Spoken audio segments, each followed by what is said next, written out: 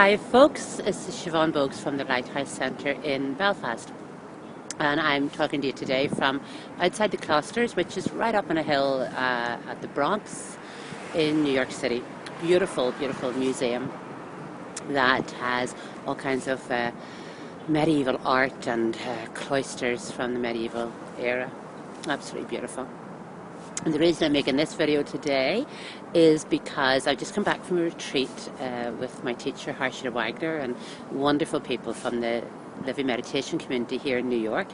And one of the things that we were studying or working with was an idea around how we need to manage our fears, develop a different relationship really with fear.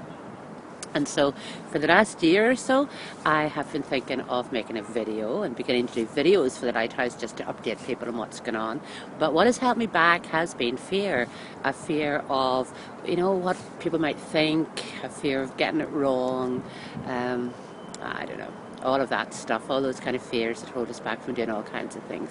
And so today, I decided that I would walk my walk, walk my talk, and make this video.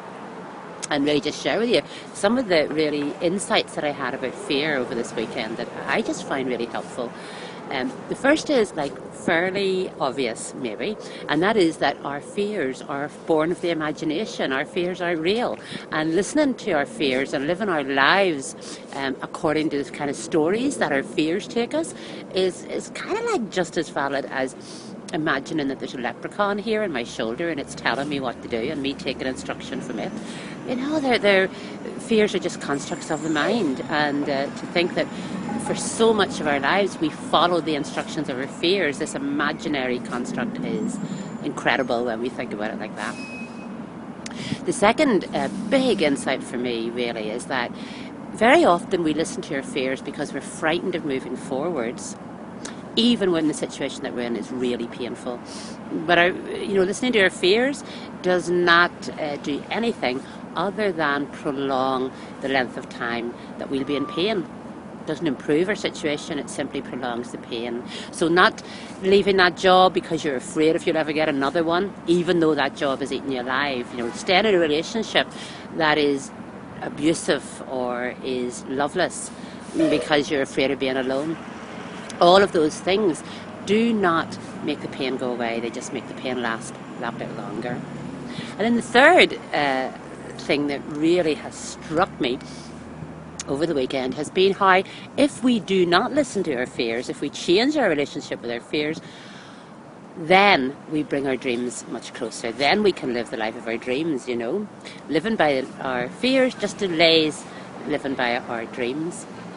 And this is really true for me. I think I might have known this a little bit before now, because about a year and a half ago, if you'd asked me what one of my biggest dreams was, it was to come to New York City. I'd always been attracted to come here, and a lot of fears had held me back, like how am I going to pay for it? What's it going to be like once I get there?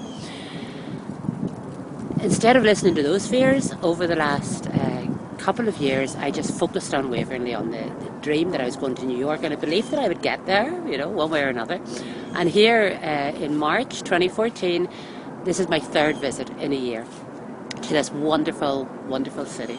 So, there's nothing to be gained by living by fears. There's everything to be gained by changing the relationship to them, focusing on what you really want and getting the dreams to stand aside, or the fears rather to stand aside. So there we go. Video done. Next thing will be to actually put it out there so that people can actually see it. I hope it's been useful, and until the next time, goodbye.